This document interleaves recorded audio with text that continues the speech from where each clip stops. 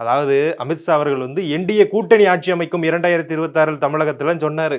ஆனா இன்னைக்கு எங்களுடைய பரம எதிரி இப்போ உங்களுக்கு நண்பர் எடப்பாடி பழனிசாமி அவர்கள் என்ன சொல்லியிருக்காரு அப்படின்னா, என்டிஏ கூட்டணிலாம் கிடையாது, பாஜகவோட நாங்க கூட்டணி தான் வச்சிருக்கோம், ஆனா கூட்டணி ஆட்சிக்கெல்லாம் நாங்க வந்து இது பண்ண மாட்டோம் அப்படிங்கிற மாதிரி சொல்லிட்டாரா. இதுக்குதான் என்ன ரிப்ளை பண்றாங்கன்னா, அமித்ஷா அவர்கள் அப்படியே சொல்லவே இல்லை, அதாவது கூட்டணி ஆட்சி அமித்ஷாவே சொல்லிட்டாரு பாத்தியா எடப்பாடி அவர்கள். எடப்பாடி அவர்கள் சொல்றாரு, ஆனா அமித்ஷா அவர்கள் சொன்னாரு, எல்லாருக்குமே தெரியும். जी हम साथ में सरकार बनाएंगे, हम चुनाव எடப்பாடி जी के नेतृत्व में लड़ेंगे.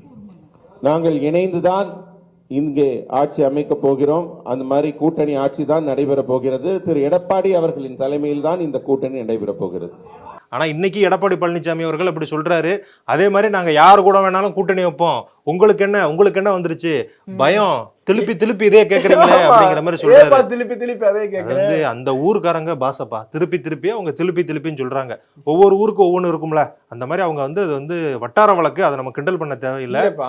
ஆனா உங்களுடைய சுயலாபத்துக்காக தமிழ்நாட்டை அடகு வைக்காதீங்க அப்படிங்கறதான் என்னுடைய ஒரு கோரிக்கை. அவ்வளவுதான்ப்பா. தமிழ்நாட்டை அடகு வைக்காதீங்கன்னா எப்படி இந்த மாநில பட்டியல்ல இருந்து கல்வி எடுத்துட்டு போகும்போது சும்மா இருக்கிறது, காவேரி ஒப்பந்தத்தை புதுப்பிக்காம இருக்கிறது, காவேரி வந்து ஹேமாவதி கபினி அணையெல்லாம் கட்டும் போது கட்டிக்கோங்க அப்படின்னு சொல்றது, எல்லாமே மாநில சுயாட்சியில் வருமா? 18 வருஷம் கூட்டணி ஆட்சியில இருந்த பொழுது மாநில சுயாட்சியை பத்தி பேசாதது, அதையும் சொல்லுவேன்.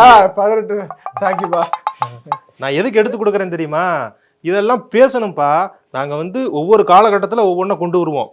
அதாவது இப்ப தேர்தல் காலம்னா ஒண்ணு கொண்டு வருவோம், தேர்தல் இல்லைன்னா வேற ஏதாவது பத்தி பேசுவோம். மத்தியில் ஆட்சியில் இருக்கும்போது கச்சத்தீவை பத்தி பேச மாட்டோம், மத்தியில் ஆட்சியில் இருக்கும்போது கல்வியை மாநில பட்டியல் கொண்டு வரதை பத்தி பேச மாட்டோம், மத்தியில் ஆட்சியில் இருக்கும்போது தமிழை வந்து ஆட்சி மொழியாக ஆக்குவதை பத்தி பேச மாட்டோம். எதிர்கட்சி ஆயிட்டோம்னா நீங்க பண்ணுங்க நீங்க பண்ணலையா தமிழ் விரோதின்றோம். என்ன சொல்ற?